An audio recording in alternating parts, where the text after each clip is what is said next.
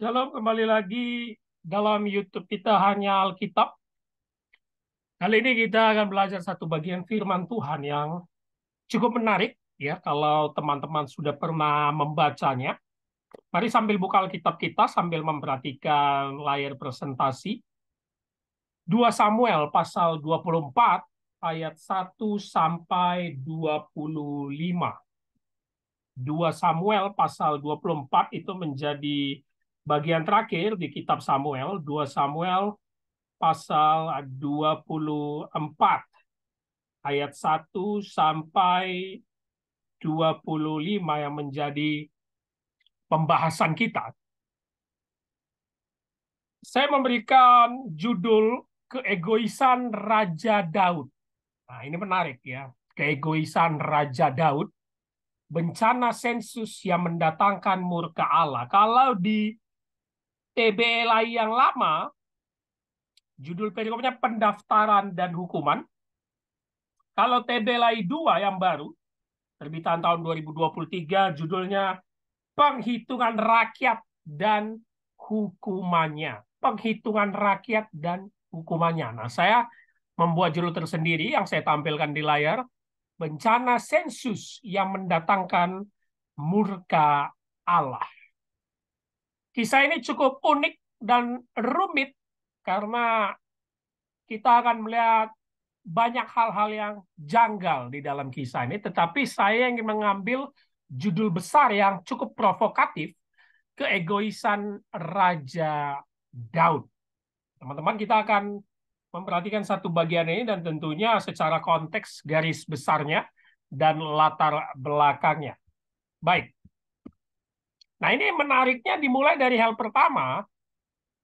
Kalau teman-teman lihat ayat 1, dikatakan bangkitlah pula murka Tuhan. Nah, ini menjadi bagian pembahasan kita. 2 Samuel pasal 24 ayat 1. Nah, kisah ini paralel terdapat juga dalam kitab Tawarik, yaitu 1 Tawarik pasal 21 ayat 1 juga. Langsung kita menemukan kontradiktif yang sangat membingungkan. Iblis bangkit melawan orang Israel dan ia membujuk Daud. Sedangkan di 2 Samuel, bangkitlah pula murka Tuhan terhadap orang Israel. Ia menghasut Daud melawan mereka. Nah, ini menjadi kontradiktif yang sangat membingungkan sekali. Sehingga banyak para ahli mengatakan, ya di sini salah satunya teks Alkitab itu tidak konsisten dan salah. Ya, kisah ini paralel, kisahnya sama yang ada di 2 Samuel dan 1 Tawarik. Tetapi di sini Tuhan, di sini iblis. Apa yang terjadi? Seperti nanti kita akan lihat ke dalamnya. Walaupun ini bukan menjadi esensi di dalam kisah ini, ya. Ya terserah mau ada yang bilang ini salah tulis, tetapi penulis 2 Samuel dan penulis 1 Tawarik memiliki uh, pandangannya masing-masing. Kenapa di sini Tuhan, ya, di sini iblis. Nah, segera kita akan melihat di slide berikutnya secara konteks garis besar. Kalau Tuhan yang menyuruh Daud melakukan sensus, kita memakai paradigma 2 Samuel ya. Kenapa nanti Tuhan menghukum Daud? Nah, di sini kan makin aneh lagi. Kalau memakai kacamata 2 Samuel, dikatakan tadi ayat 1, Tuhan yang menyuruh perhitungan rakyat, melakukan perhitungan. Kenapa nanti malah Tuhan menghukum Daud? Ya. Langsung kita segera memiliki pemahaman Tuhan menghukum tanpa alasan seperti kisah Firaun. Bagaimana dia mengeraskan hati Firaun supaya membebaskan bangsa Israel dari perbudakan Mesir. Nah, dari kacamata 2 Samuel, maka kita mendapatkan jawaban kedaulatan Tuhan. Bahwa segala sesuatu yang dilakukan manusia, yang dilakukan Daud, itu Tuhan yang merancang dan Tuhan yang mengizinkan. Ya. Walaupun nanti dia akan melakukan penghukuman dari apa yang dia rancang dan nyatakan kepada umatnya. Kedaulatan Tuhan. Tentu kedaulatan Tuhan ini banyak sekali berbicara dalam perjanjian lama, terkhusus dalam kisah Firaun. Nah, yang menarik kalau kita lihat dari segi kritik teks, ya, tradisi kitab Tawarik melihat teks 2 Samuel yang ayat 1, 2 Samuel 24 ayat 1. hal yang aneh. Tidak mungkin Tuhan berbuat sedemikian lucu atau aneh. Dia yang menyuruh, dia yang menghukum. Jadi seperti Tuhan yang labil. Oh tidak. Akhirnya banyak pendapat ahli sarjana perjanjian lama mengatakan penulis kitab Tawarik merevisi tulisan kata Tuhan itu, maka iblislah yang menghasut Daud. Tidak mungkin Tuhan yang adil dan penuh kasih selabil itu menyuruh tetapi juga menghukum Daud. Maka penulis kitab Tawarik secara tradisi mengubah itu menjadi iblislah yang menghasut Daud. Nah, ada juga penafsiran yang berkata di dalam kacamata tradisi kitab Tawarik bahwa Tuhan memakai iblis untuk menguji Daud, untuk mencobai Daud. Nah, itu bertebaran dalam perjanjian lama, sebagaimana iblis itu seperti sebagai agennya Tuhan atau pendakwa. Jadi iblis itu bukan sama seperti iblis dalam kacamata perjanjian baru ya, yang merasuki orang. Tidak. Dalam perjanjian lama itu dia seperti agennya Tuhan yang sering mendakwa umat Tuhan. Yang tujuannya untuk memahami kehendak Tuhan dan semakin paham rancangan Tuhan. Nah, kita bisa melihat itu terutama dalam kisah Ayub ya, 1 ayat 6, yang dimana dia memberikan izin kepada iblis, Allah memberikan izin kepada iblis untuk mencobai Ayub, atau juga di Zakaria pasal 3 ayat 1. Jadi teman-teman bisa memakai kacamata penafsiran yang mana yang saya katakan itu bukan esensi dari cerita ini sebenarnya. Ya, teman-teman mau secara historis bilangnya 2 Samuel salah tulis, ya nggak masalah. Sehingga akhirnya diubah oleh tradisi kitab Tawarik. Tetapi yang pasti, kita memiliki pemahaman Allah itu berdaulat dalam segala sesuatu. Ya, terserahnya Tuhan seperti itu. Dan kalau kita memakai kacamata Tawarik, Allah memakai iblis, si jahat, pendakwa, untuk mencobai Daud. Iblis mencobai, menghasut, dan nanti dalam kisah ini Daud gagal mentaati Tuhan. Nah, itu sedikit pendahuluan dalam kontradiktif dalam kisah ini, karena memang itu selalu diperbincangkan sebagai teks yang salah di dalam Alkitab, bahwa inspirasi Roh Kudus itu bisa berbeda-beda, dan banyak sarjana yang mungkin sedikit liberal menganggap itu salah. Jadi Alkitab tidak mungkin tidak bersalah, itu ya salah, ada yang salah. Salah satu contoh rujukan yang diambil adalah kisah ini dalam 2 Samuel 24 dan 1 Tawarik. Baik. Sekarang kita masuk di dalam kisah di mana kesalahan Daud di dalam melakukan sensus atau penghitungan rakyat. Ini sudah diwanti-wanti oleh panglimanya atau seperti tangan kanannya, ayat 3, yaitu Yoab. Lalu berkatalah Yoab kepada raja, kiranya Tuhan Allahmu menambahi rakyat 100 kali lipat daripada yang ada sekarang, dan semoga mata Tuanku raja sendiri melihatnya. Tetapi mengapa Tuanku raja mengendaki hal ini? Yoab sendiri tahu bahwa penghitungan rakyat nggak perlu dilakukan. Dia berkata, nggak perlu takut Tuanku, nanti Allah yang menambahkan rakyat kita. Ngapain Tuanku raja melakukan sensus? Kita langsung tahu bahwa Daud melanggar hak prerogatif Allah. Catat di sini kesalahan Daud dikarenakan yang boleh melakukan sensus adalah Tuhan sendiri, dan itu diatur dalam hukum Taurat dalam kitab Bilangan pasal 26. Bilangan pasal 26 ayat 1 sampai 65. Panjang sekali, ya. Kita bisa melihat tentara Israel dihitung untuk kedua kalinya. Sesudah itu Tuhan berfirman kepada Musa dan Eleazar anak Imam Harun, hitunglah jumlah segenap umat Israel yang berumur 20 tahun ke atas menurut kaum keluarga mereka, semua orang yang sanggup berperang di antara orang Israel. Dan semua itu harus dilakukan dengan hati-hati, tidak sembarangan. Dicatat juga dalam hukum Taurat Keluaran pasal 30 ayat 12. Sehingga sensus penduduk, pengetahuan jumlah penduduk adalah hak mutlak Tuhan. Nah, di sini kita akan segera bertabrakan tadi dengan kacamata 2 Samuel 24, Tuhan yang menyuruh. Ya. Nah, nanti kita akan lihat kesalahan kedua Daud, itulah yang sebenarnya akhirnya membuat Tuhan menghukum dia. Tetapi yang pertama, sensus itu, penghitungan rakyat, itu hak mutlak oleh Tuhan. Nah, kenapa? Sehingga kita melihat kesalahan Daud bukan soal perhitungan jumlah orang Israelnya, melainkan menyangkut kekuatan militer. Ya, dikatakan di ayat 9, lalu Yoab memberitahukan kepada raja hasil pendaftaran rakyat, orang Israel ada 800.000 orang perangnya yang dapat memegang pedang, dan orang Yehuda ada 500.000. Ini menurut berbagai pendapat sarjana ini sedikit dilebih-lebihkan. Ya. Bahkan di kitab Tawarikh yang paralel dengan kisah ini 1.000.000.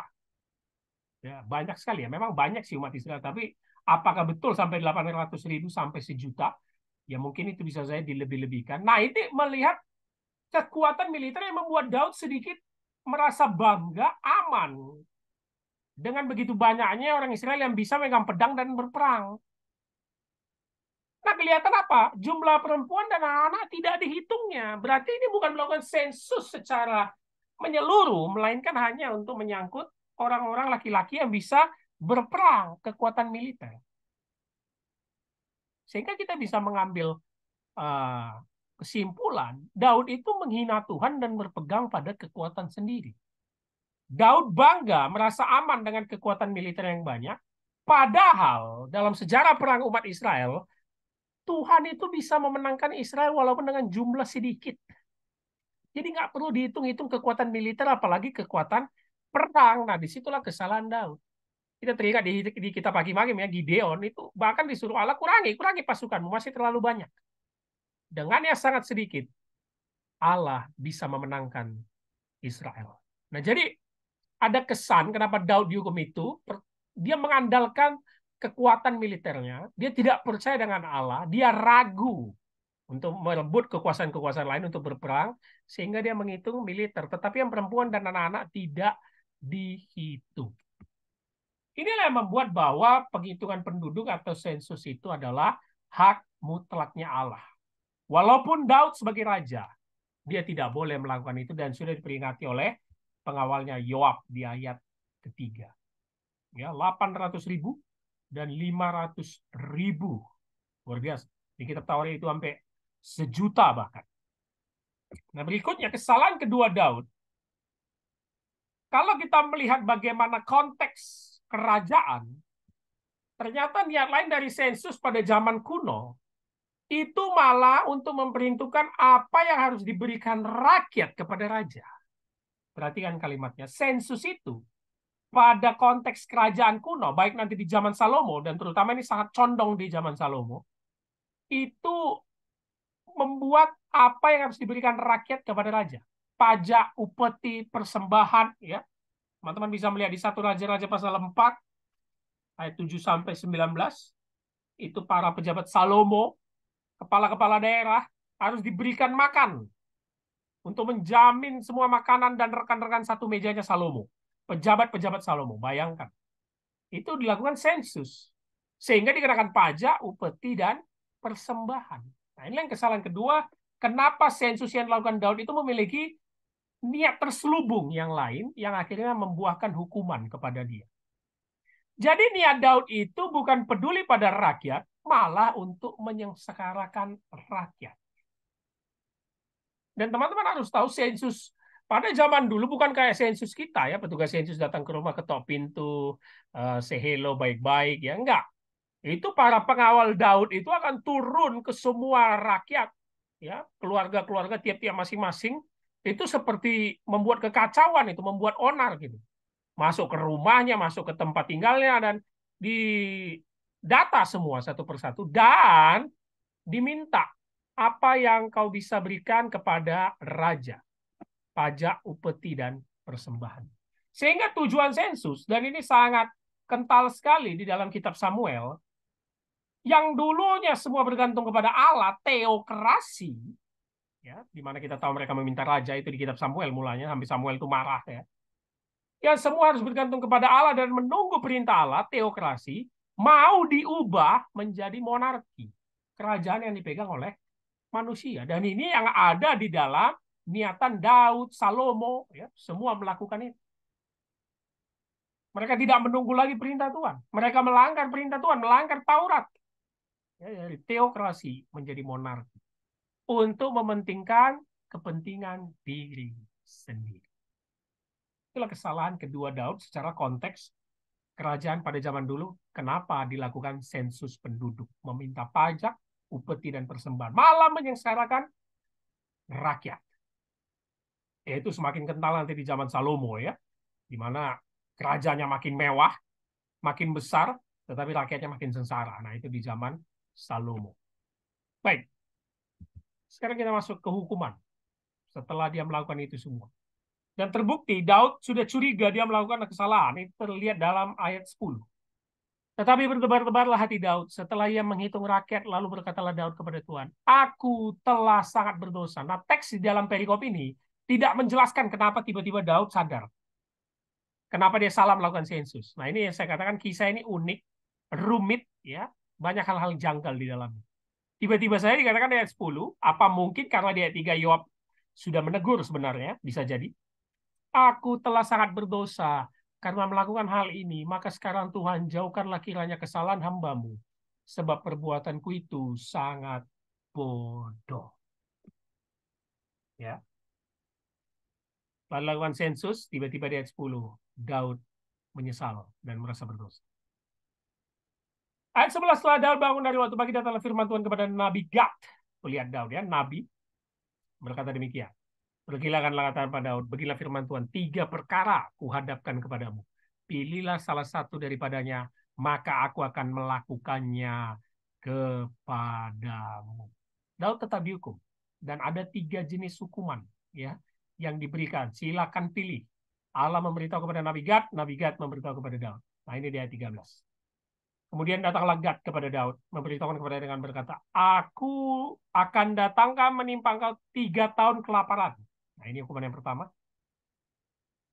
Atau maukah engkau melarikan diri 3 bulan lamanya dari hadapan lawanmu, sedangkan mereka itu mengejar engkau? Itu hukuman kedua. Yang ketiga, atau akan ada 3 hari penyakit sampar di negerimu. Maka sekarang pikirkanlah, pertimbangkanlah, jawab yang harus kusampaikan kepada yang mengutus aku. Menarik 3 hukumannya. Kalau kita lihat dari durasi semakin menurun. 3 tahun, 3 bulan, 3 hari. Secara logika, ya, kalau durasi hukuman ya, namanya hukuman, yang pasti kita pilih yang paling cepat. Betul? Dan betul, itu nanti yang dipilih Daud. 3 hari penyakit sampar. Siapa yang mau 3 tahun kelaparan di negerimu? Siapa yang mau 3 bulan lari dari hadapan lawan? Ya, capek. Ya, nah sekarang kita masuk ke jawaban Daud yang sesuai dengan tema kita, keegoisan Raja Daud. Kenapa? Nah, di sini kita cukup pelan-pelan memahaminya karena ini tricky sekali dan cukup menarik teksnya. Daud apakah betul bijaksana? Kenapa? Pertama, sarjana perjanjian lama yang terkenal Walter Brueggemann menyebut hukuman ini seperti Russian roulette. Kalau bahasa kita buah si malakama ya. Gak ada yang enak. Ya, Russian roulette itu yang teman-teman tahu, dimasukkan 1 buah peluru ke dalam pistol, diputar. Kalau siapa yang tertunjuk, kalau betul peluru itu ada, wah, langsung menembus kepalanya ya. Russian roulette. Allah yang adil tetap memberikan hukuman kepada umatnya, terkhusus raja, karena dia sudah melakukan kesalahan, melakukan perhitungan rakyat dan sensus. Jawaban Daud ayat 14, setelah Nabi Gad memberitahu 3 hukuman tadi, sangat bijaksana. Perhatikan. Berkatalah Daud kepada Gad, sangat susah hatiku ya mendengar 3 hukuman tadi. Biarlah kiranya kita jatuh ke dalam tangan Tuhan, sebab besar kasih sayangnya. Tetapi janganlah aku jatuh ke dalam tangan manusia. Jawaban yang sangat bijaksana dan rohani sekali. Daud hanya mau jatuh ke tangan Allah yang dia tahu adil dan memang maha kasih. Dan betul, Allah akan melakukan itu. Kenapa? Kalau kita lihat jenis hukumannya, 3 tahun kelaparan di negerimu. Melarikan diri dari hadapan lawanmu. 3 hari penyakit sampar di negerimu. Sebenarnya ini kan nggak ada beda dengan 3 tahun kelaparan. Ya kan? 3 hari penyakit sampar di negerimu. Tapi apa yang membuat beda? Ya 3 tahun kelaparan itu, ya kita tahu manusia akan saling bunuh-membunuh karena kelaparan.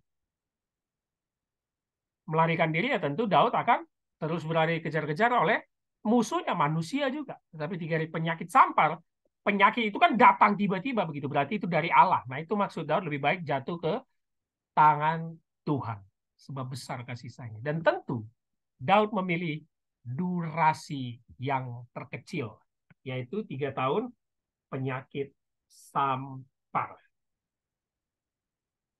Sebenarnya tidak ada Daud menjawab pilihan yang ketiga. 3 hari penyakit sampar. Tiba-tiba kita langsung lihat ayat 15. Tuhan mendatangkan sampar atas saudara dari pagi hari sampai waktu yang ditentukan. Ini sebenarnya Daud hanya bilang ini kok. Yang walaupun dengan 3 tahun kelaparan mirip sebenarnya kan. Bisa jadi itu Tuhan yang membuat. Tetapi teks langsung membuat ayat 15. Penyakit sampar. 3 hari. Nah kita fokus ya ke jawaban Daud ini. Benarkah ini jawaban yang wise? Bijaksana, raja yang berhikmat. Kita akan lihat. Inilah keegoisannya. Di sini kunci dari kisah ini. Ini bukan bijaksana. Karena dampak hukuman ini malah semakin menyengsarakan rakyat. Perhatikan 15. Jadi Tuhan mendatangkan penyakit sampar kepada orang Israel dari pagi hari sampai waktu yang ditetapkan. Maka matilah dari antara bangsa itu. Dari Dan sampai Beersheba 70.000 orang. Bayangkan. Mungkin Daud tuh nggak menyangka sampai 70.000 orang yang mati karena penyakit sampar. Hanya 3 hari. Nah sekarang, di mana letak keegoisan Daud? Dan dia pura-pura bijaksana. Kenapa Daud memilih hukuman ketiga? Kalau jawaban kita secara logika karena durasi kan. Dan pernyataan bijaksana dia jatuh ke tangan Tuhan. Enggak. Karena dia tidak mau dihukum sendirian. Itu jawabannya. Dan disinilah keegoisan Raja Daud. Dia egois dan melibatkan rakyatnya. Padahal dialah penyebab kesalahan dan dialah yang melakukan perhitungan rakyat yang tidak menghargai otoritas ilahi. Dia melanggar hukum Taurat. Tidak ada rakyat yang mau menghitung dirinya sendiri. Tidak ada rakyat yang menyuruh dia untuk melakukan sensus. Bahkan Yoab pengawalnya dia 3 sudah memperingatkan kenapa Tuhan melakukan itu. Ini kesalahan dia sendiri, tetapi dia memilih hukuman yang melibatkan rakyat supaya terkena juga, dan hasilnya 70.000 rakyatnya mati. Inilah keegoisan Raja Daud. Dan seharusnya bagaimana? Dia pilih hukuman kedua lah. Apa hukuman kedua? Atau maukah engkau melarikan diri 3 bulan lamanya dari hadapan lawanmu? Sedang mereka itu mengejar engkau pribadi. Hukuman 1 dan 3 menyangkut rakyat negerimu. Berarti kan? Kita ulang. 3 tahun kelaparan di negerimu. 3 hari penyakit di negerimu. Sedangkan hukuman kedua, lawanmu mengejar engkau pribadi. Tetapi Daud malah memilih rakyat sengsara. Hanya dengan perkataan yang sok bijaksana di ayat 14. Tidak, dia egois. Dia tidak mau dihukum sendirian. Padahal dialah yang memang patut menerima hukuman sendirian. Dan seharusnya dia memilih hukuman kedua. Dalam pelarian 3 bulan dikejar oleh musuh. Tapi dia nggak mau. Dia egois. Dan hasilnya Allah mematikan 70.000 orang rakyat. Mengerikan. Sifat Raja Daud yang sangat egois. Yang sudah menolak hukum Taurat, melanggar hukum Taurat, menolak otoritas ilahi, memiliki niat yang membanggakan diri lewat militernya yang banyak, untuk menyengsarakan rakyat supaya mendapat upeti, persembahan, pajak. Dan sekarang dia membuat rakyat mati 70.000 orang.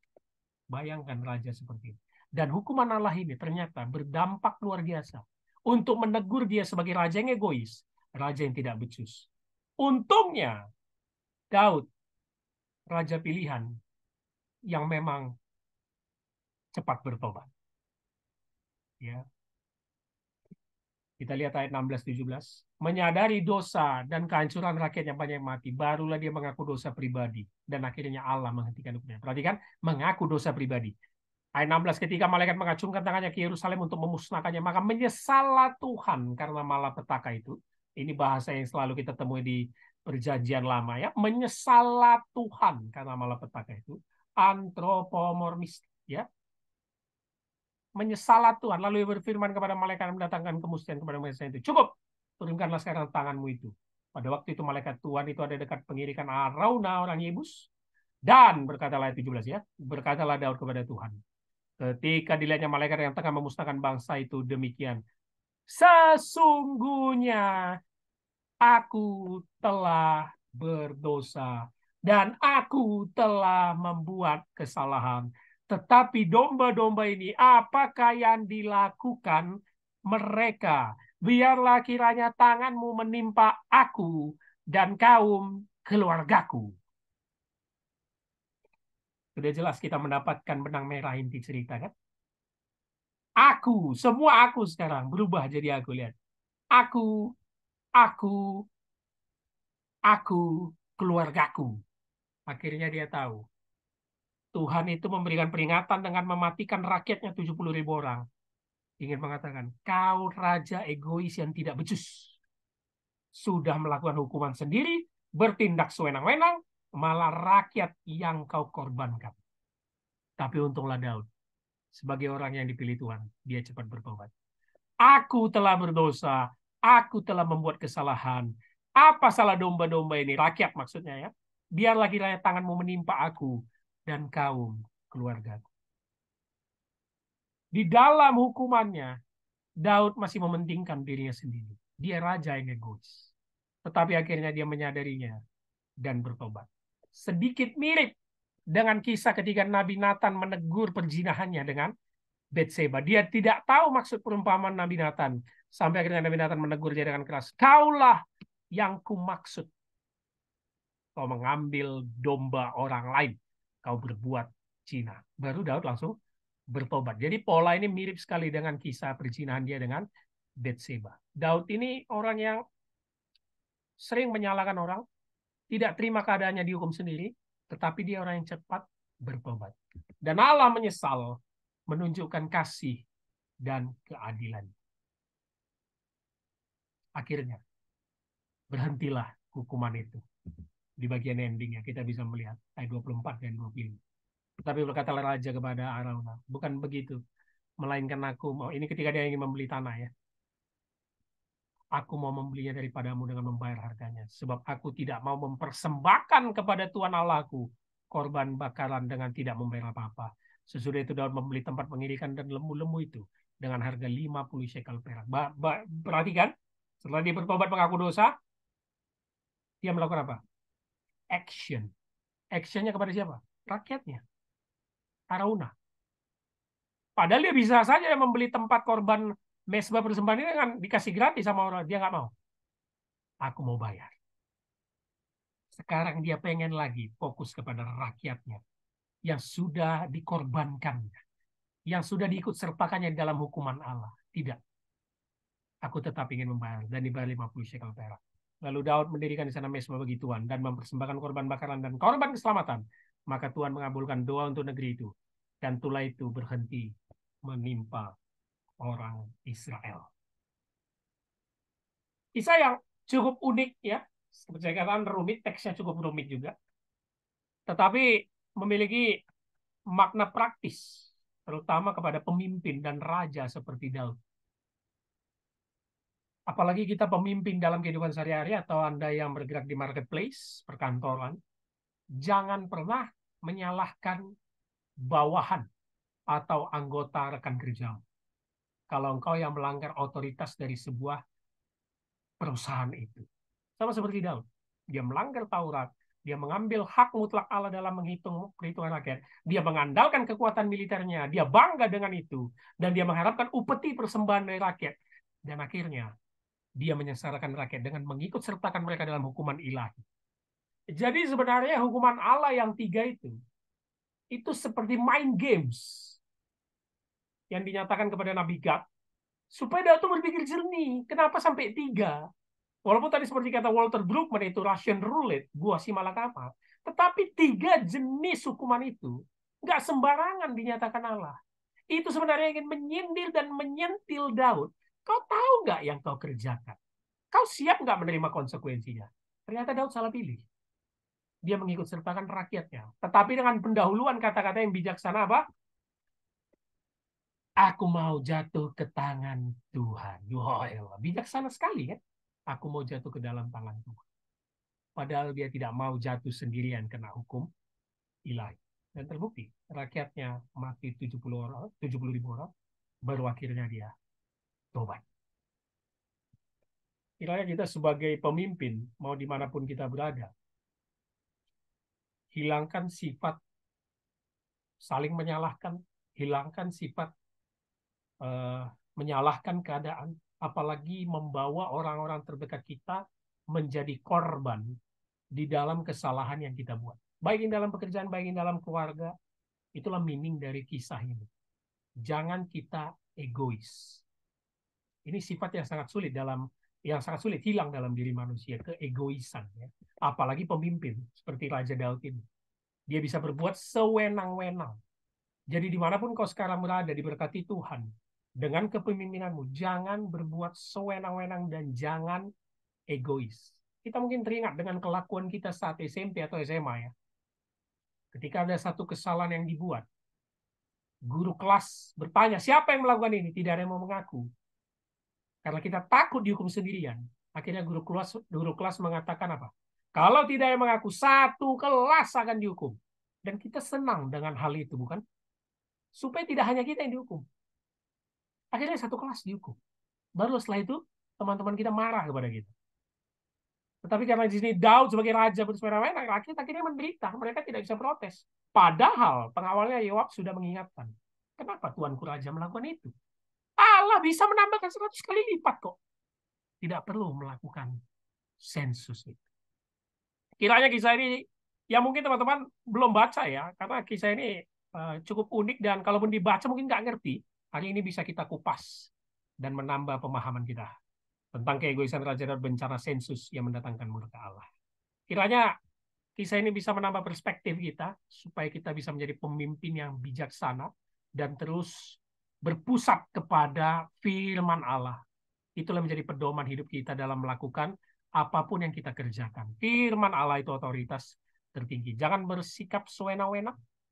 Jangan bangga dengan hasil pencapaianmu. Jangan mengandalkan manusia. Jangan mengandalkan orang lain. Dan jangan menyengsarakan orang lain. Dukung terus program kita YouTube Hanya Alkitab. Share kepada banyak orang untuk bisa menambah wawasan, terus mendalami firman Tuhan dari berbagai perspektif. Sampai ketemu lagi. Shalom. Tuhan Yesus memberkati.